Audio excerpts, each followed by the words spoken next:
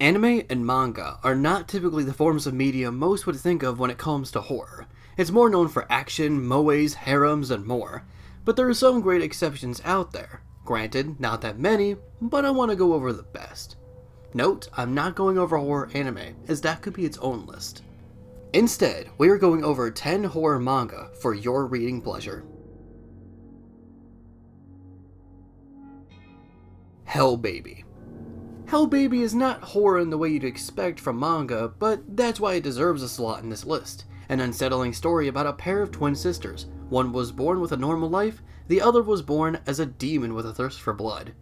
The Hell Baby in question was tossed into the trash like yesterday's garbage, but was brought back to life due to a lightning bolt, and gains hunting skills in her new life for what reason? Well, I don't want to spoil it, so you can see for yourself. Poopa.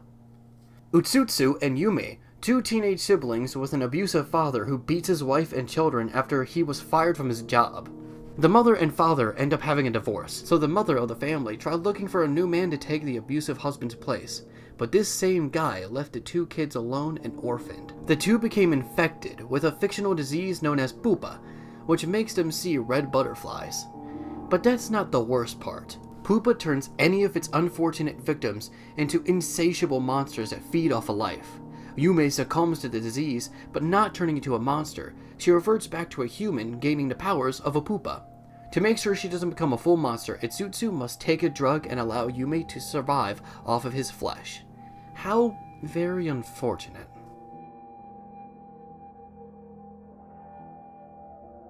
Homunculus. Did you know there's a theory about a sixth human sense out there? This sixth sense in question would allow us to see ghosts and spirits alike. We could also use something called ESP, which is short for extrasensory perception, and also be able to move objects with our mind. How do we achieve this sixth sense? Well, fairly simple. We drill a hole into our brain. This is referred to as trepanation, and this concept is the basis to the horror manga called Homunculus. The story follows Susumu Nakoshi, a 34-year-old homeless man who reluctantly agrees to letting a medical student named Manobu Ito perform the act of trepation in exchange for 700,000 yen, which in American dollars is approximately $70,000. After the procedure ends, Nakoshi reveals that he can see distorted people when using the left side of his body, and also gaining the ability to see the homunculi. Gisatsu Circle. 54 school students walk into a train station. Everything seems fine as a lot of them are smiling and laughing with each other as always. That is until the next train approaches, and all of them jump in front of it in the form of a huge mass suicide.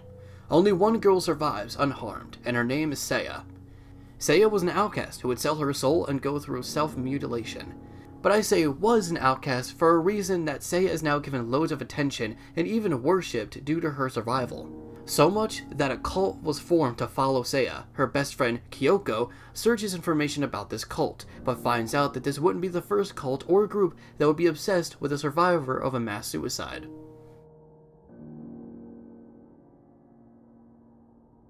Fuwanotane. Fuwanotande, or Seeds of Anxiety, is a collection of multiple different horror stories, some being only a few pages long. Think of it as the manga equivalent to Scary Stories to Tell in the Dark or Mr. Creepypasta's Creepypasta collection. Most of the stories have one thing in common, and that's how one unlucky individual will get him or herself into a dark situation with no guarantee of survival. These stories have different tones that go with them, such as photos, teeth, masked men, imaginary friends, all with the surreal horror to go with them. I'll just say this, if you enjoy Scary Stories to Tell in the Dark, and like anime and manga, then you will love Seeds of Anxiety. Abitsu. There is an urban legend in Tokyo called the Strange Lolita, about a young girl in Lolita clothing who would walk up to you and start asking you questions. Whatever you do, do not answer any of them. Ignore her, because if you answer her questions, no matter what answer you give, she will become a part of your life as your quote-unquote younger sister, and will remain a part of your life until she gives you a twisted death. This manga follows a college student named Kazuki, going through the same torment. He sees a young girl outside of his apartment and she asks him, "Do you have a younger sister?" He foolishly answers yes, and ever since then, he's seeing her more and more throughout his life. He becomes paranoid and tries to protect himself, but unfortunately, he doesn't know what's coming next. The Drifting Classroom. Released back in 1972, The Drifting Classroom stars one young 6th grader by the name of Sho Takamatsu, who arrives at his school after having a bitter argument with his mother. However, it doesn't take long for his anger to become fear, as the school begins to shake and tremors start arising. The school ends up in an unpopulated wasteland, but the students and faculty soon discover from survivors that this isn't an ordinary wasteland, but instead, the school somehow ends up in the future, years after several natural disasters, and that have nearly destroyed the entire human race by the end of the 20th century.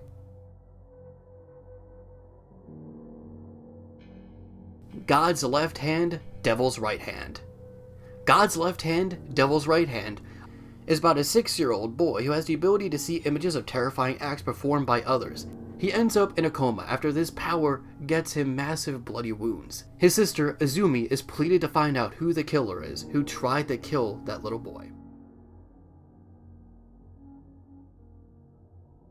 Doubt. Also known as Rabbit Doubt, a manga I only discovered because of the anime YouTuber, The Anime Man. The story revolves around a new cell phone game called Rabbit Doubt, where players, or rabbits while in-game, would have one other player become a wolf who infiltrates the rabbit's colony. The rabbits have to find out who the wolf is, while the wolf is eating the rabbits one by one. 4 rabbits who are named Yu Aikawa, Aiji Hoshi, Haruka Akechi, and Rei Hazama, and 1 non-player by the name of Mitsuki Hoyama, are knocked unconscious and wake up inside an abandoned psychiatric hospital. They meet Hijima Kamaba and discover that Rei was hung. They find Rei's cell phone only to find out that they're playing a real-life version of Rabbit Doubt. And to survive, they must kill whoever the wolf is.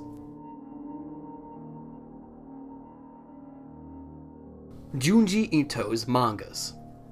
If you're already familiar with horror manga, then you may be wondering why I haven't mentioned any Junji Ito manga. Junji Ito is seen as the king of horror manga, and the reason I didn't include anything from him before the list is because I decided to let him and all of his stories take the #1 spot.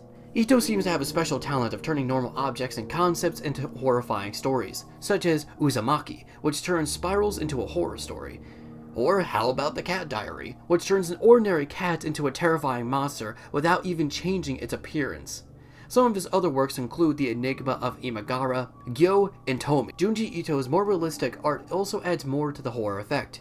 He was so good of a horror illustrator and writer that he was brought in to work on Silent Hills alongside Hideo Kojima and Guillermo del Toro before Silent Hills was unfortunately cancelled. Such great talent gone to waste. But at least he has his own work to keep his legacy going.